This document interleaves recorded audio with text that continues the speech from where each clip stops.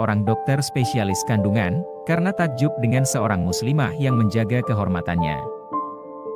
Seorang muslimah itu ditangani oleh Dr. Olivia saat melahirkan. Dr. Olivia mengisahkan sebuah kejadian yang begitu berkesan bagi dirinya, sehingga kejadian itu membuatnya masuk ke dalam agama Islam. Aku adalah dokter spesialis kandungan di sebuah rumah sakit di Amerika. Suatu hari, datang seorang perempuan Arab yang berpakaian muslimah ke rumah sakit tempatku bekerja. Wanita itu hendak melahirkan. Setelah beberapa saat menunggu proses pembukaan rahim untuk melahirkan, waktu jagaku telah habis untuk menangani pasien dan akan diganti oleh dokter lain.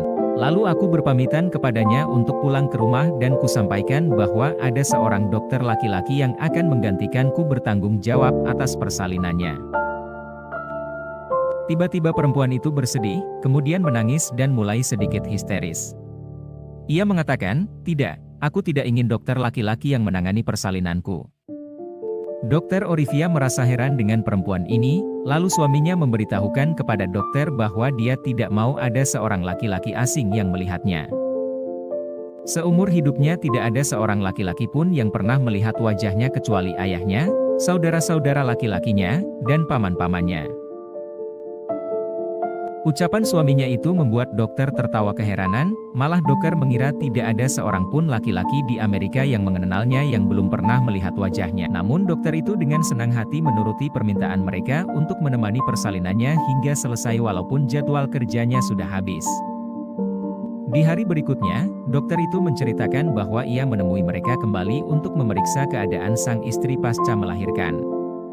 Lalu dokter memberitahukan kepada mereka bahwa setelah melahirkan kebanyakan wanita di Amerika mengalami infeksi internal dan demam.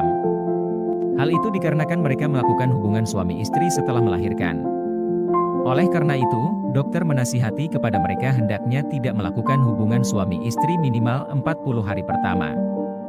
Wanita muslimah ini menanggapi saran-saran yang disampaikan dokter sambil mengatakan, "Islam memang menetapkan aturan demikian, yakni tidak boleh berhubungan suami istri selama 40 hari setelah melahirkan. Kami menjalani masa nifas hingga kami suci kembali.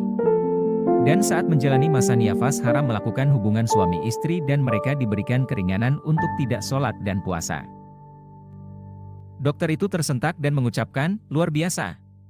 Ucapannya ini benar-benar membuatku kagum bercampur heran, ternyata Islam telah mengajarkan demikian, dan kami, orang-orang non-Islam, baru mengetahuinya setelah melakukan berkali-kali penelitian panjang. Kekagumanku tidak berhenti sampai di situ, ketika kukatakan agar bayi hendaknya tidur dengan sisi kanannya, karena yang demikian itu lebih baik untuk detak jantungnya. Lalu mereka mengatakan, demikianlah memang yang disunahkan Nabi kami Muhammad. Aku mengambil spesialis kandungan untuk mempelajari lebih detail lagi tentang masalah melahirkan dan hal-hal yang berhubungan dengannya. Kita, para dokter, menghabiskan umur kita untuk mempelajari ilmu kedokteran ini, ternyata umat Islam telah mengetahuinya dari agama mereka, kata sang dokter. Sejak saat itu dokter spesialis itu mulai menekuni mempelajari agama Islam. Ia mengambil cuti beberapa bulan lalu pergi ke kota lain di Amerika di mana terdapat Islamic Center yang besar.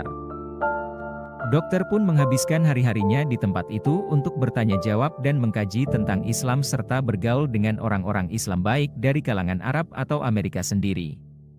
Alhamdulillah. Setelah beberapa bulan mengkaji ia menyatakan keislamannya dengan mengucapkan 2 kalimat syahadat.